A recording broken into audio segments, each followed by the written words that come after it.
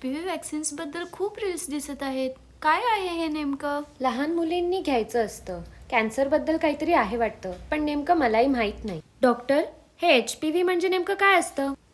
HPV म्हणजे human papilloma virus. हा virus अधिकांश वेळी महिलांमध्ये आढळतो आणि याचे भरपूर टाईप्स आहेत. पण काही टाईप्समुळे गर्भाशयाच्या मुखावर हा कॅन्सर होऊ शकतो आणि त्यालाच आपण सर्वायकल कॅन्सर म्हणतो.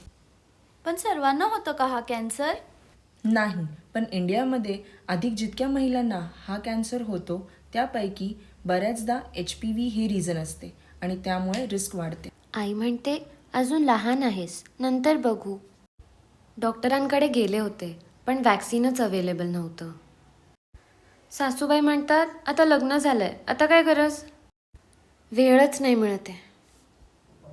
प्रत्येक स्त्रीचं काही ना काही कारणामुळे राहिलं, पण कॅन्सर तर वाट बघत नाही.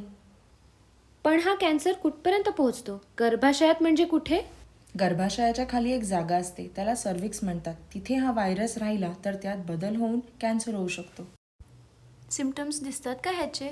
नाही, सुरुवातीला याचे सिम्पटम्स दिसत नाहीत आणि त्यामुळे चाचणी आणि लस दोन्हीही खूप गरजेचं आहे.